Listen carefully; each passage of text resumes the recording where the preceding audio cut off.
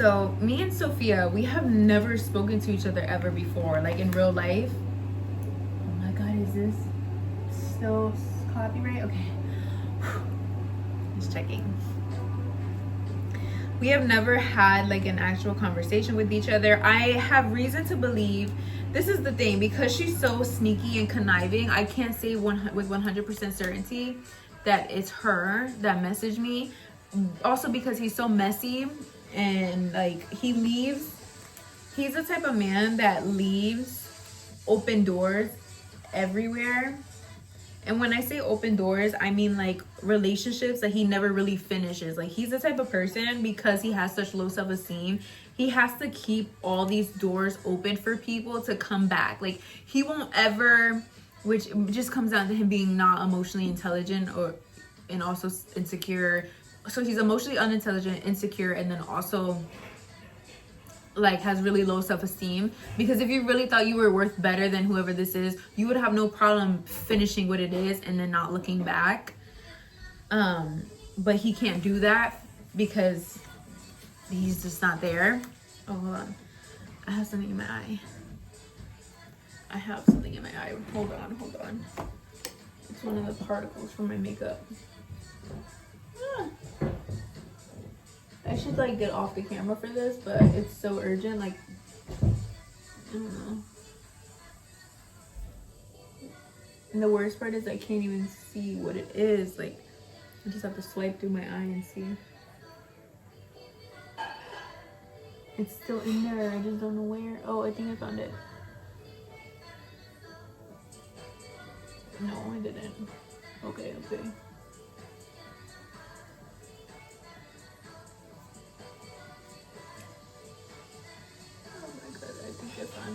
found it. Oh my god, I love being a woman. This is real womanhood. If you know, you know. Real baddies know, like, locked in. Okay. What was I saying? Let me look at my notes. I'm trying to think of a good way to start, but all my notes are just talking shit. So I'm trying to think, like, where can I like ease into this? I guess this is a good one because I'm talking about Roger's character. I was looking at this girl that I watch on TikTok often. Her account is like developmental PC or something like that. Don't quote me on that. But if you go on my page, you'll see me interact with her content often. I reshare it, and I have like folders on my TikTok where you can see me. I have like a folder categorized as just bullies, and she talks about very similar situations that I've been through. And so I just saved all her content there because I relate to it on a spiritual level. And also because they're like, what she talks about is such a like umbrella thing. It's very specific if you think about it. But because she talks about mainly predatory people, it's different. Like what happens, what she talks about, the situation she talks about is just things that predatory people do in general. So it's not like she's like, I'm not like like having one-on-one communication with her type of thing. I don't know her personally. Predators have a recipe that they follow when they abuse somebody over and over again. All of them do. All narcissistic people have a system. All predators have a system.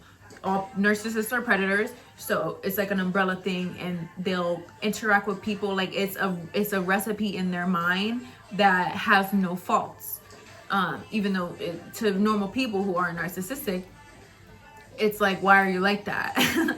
Why would you do some shit like that? But when you I would assume, I don't know, but I would assume that she's done a lot of research on like psychology and human behavior, like social systems and stuff like that. And I've also done that.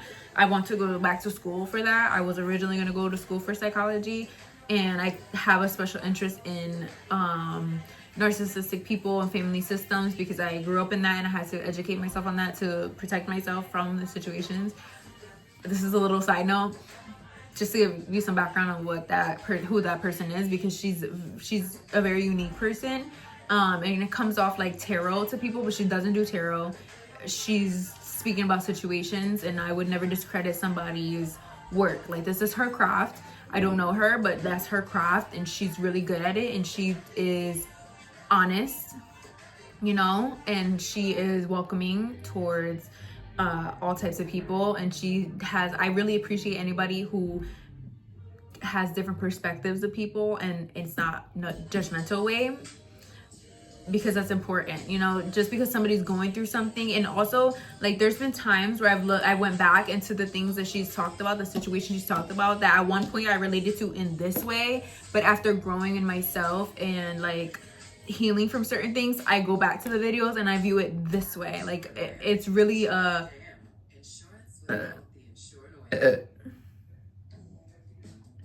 fuck the ads. It is what it is. Do you get copyrighted on ads? I hope not. That'd be so fucking irritating. But it seems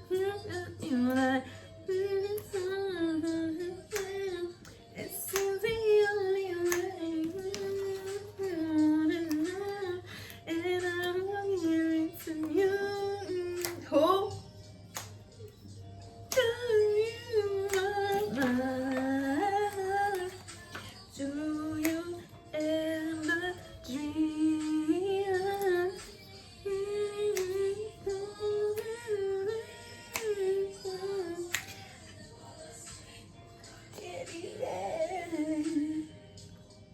That's my shit.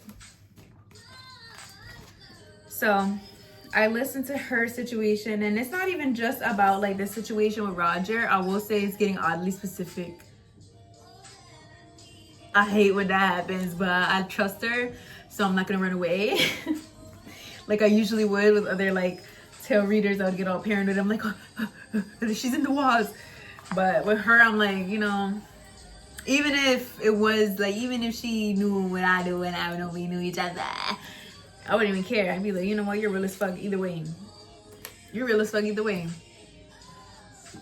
I don't care if you are talking about my situation, because you're real as fuck either way. And she's not doing it in a demeaning way, so I have no problem learning from her. You gotta learn when to humble yourself. I was gonna say humble somebody, but that's not correct. You have to learn when to humble yourself first and foremost. You have to learn when to, you know, put your guard down and be like, okay, maybe somebody else is more educated for me. It doesn't matter if she knows me or not. It really doesn't matter to me, because she's speaking kindly and she's speaking understanding me regardless. You know, she's not being malicious. And some people, even if I've experienced a lot where people will know something about me and then they would spit malicious, like say it like give me advice, but it's malicious because they're not being kind. You know, they're not sitting me down and having empathy and saying you're wrong, they won't even say you're wrong. They'll be like, what do you even see in this guy, kind of thing, you know, because we're talking about like a man. But I'm saying in general, this applies. She's not looking at me and she's like, what do you even see in this guy? Like, you look pathetic. You're going outside behind a man type shit. And sometimes that works. Like when I'm drunk and my bitch, hold on, I gotta sit up a little bit. Sometimes like you need to hear it like that. Like if you're really worked up emotionally, or you're really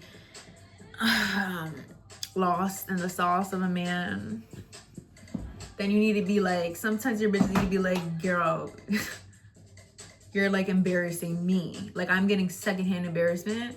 She doesn't talk like that, and I really appreciate it. And I wouldn't accept a stranger talking like that. I wouldn't accept my friends talking like that, because I know they're not thinking of me as worthless. I think they're just disappointed in me. There's a different connotation depending on who's saying it. Like even if my mom was like, what the fuck is wrong with you? I would be like, who the fuck are you talking to? I don't even respect my mom enough to let her have him talk to me like that. I respect my bitch more than her. Like she would never be able to say some shit like that to me, because she's still fucking her baby daddy and he does crack. So, and she pays for the hotels too. So it's like, you can't talk to me. You can't talk to me about myself. Because I don't even go that low. And I don't care what you've been through to get that low. I just know I'm not going there. Yeah, amen. Okay, 5 a.m. flights. Thank you. So let's talk about my notes.